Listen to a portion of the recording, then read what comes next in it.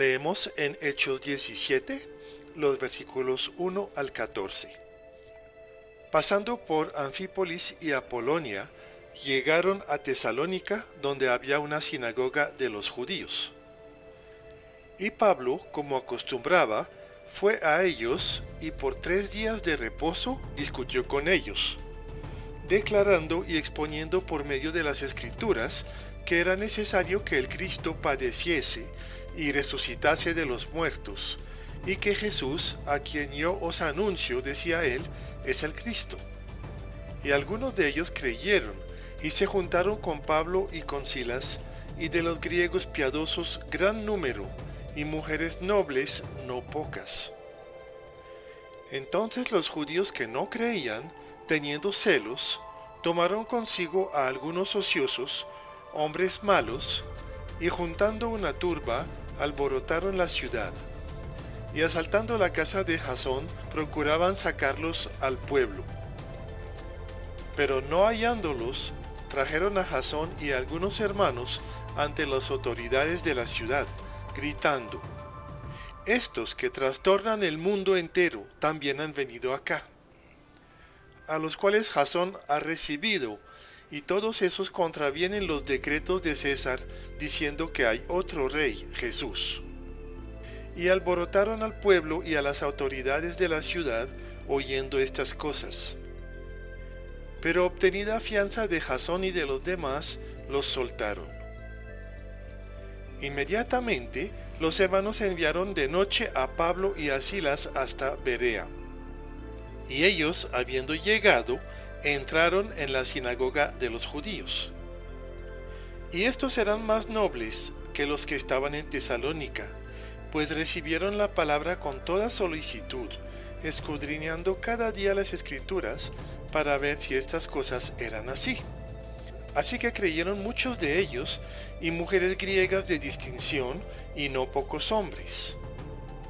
Cuando los judíos de Tesalónica supieron que también en Berea era anunciada la palabra de Dios por Pablo, fueron allá, y también alborotaron a las multitudes. Pero inmediatamente los hermanos enviaron a Pablo que fuese hacia el mar, y Silas y Timoteo se quedaron ahí. Pablo y su equipo siguen recorriendo Macedonia y llegan a la ciudad de Tesalónica, donde él enseña en la sinagoga. Lo esencial de este mensaje consistió en exponer las bases bíblicas de la muerte y resurrección del Mesías en el Antiguo Testamento. Para la mente humana, el hecho de que un libertador enviado por Dios tenga que pasar por una muerte vergonzosa es muy difícil de aceptar. Por esta razón, los intérpretes judíos se habían centrado en una imagen de un Mesías glorioso y victorioso, y habían pasado por alto los textos que hablan de dolor, sufrimiento y muerte, como por ejemplo Isaías 53 o el Salmo 22. Y por lo tanto, tampoco entendían las referencias a su resurrección, tales como en el Salmo 16. Una vez más, vemos cómo este mensaje es escuchado y convence a algunos, sin mayor oposición. Lo que sí produce una fuerte reacción de rechazo es el impacto sobre la población.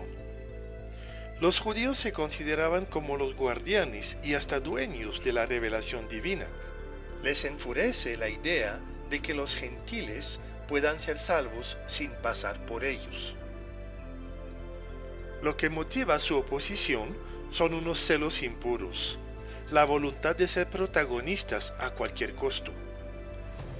No les molesta unirse a la peor gente de la ciudad para producir un alboroto, asaltar una casa y acusar falsamente delante de las autoridades. Este tipo de celos se disfraza de espiritual, pretende defender el honor de Dios y luchar contra el error, pero en realidad se basa en el orgullo y egoísmo carnal, y se opone al Espíritu Santo.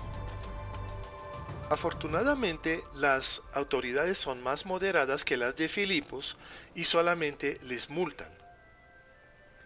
Es notable que los ataques siempre están dirigidos contra Pablo y sus colaboradores más cercanos.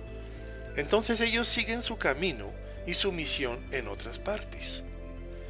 Cuando ellos se van, las cosas suelen calmarse y la nueva iglesia es pastoreada por medio de visitas y de epístolas. En la ciudad siguiente, llamada Berea, la actitud de los miembros de la sinagoga es ejemplar.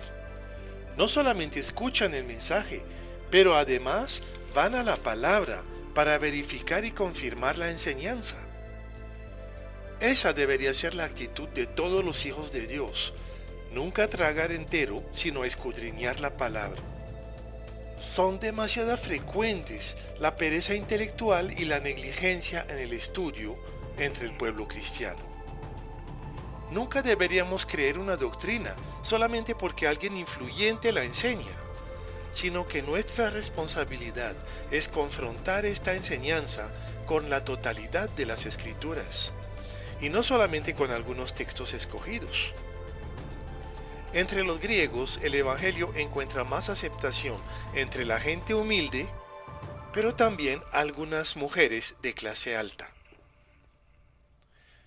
Pero los judíos de Tesalónica se interponen y Pablo debe seguir su camino, el cual lo llevará pronto a la ciudad de Atenas.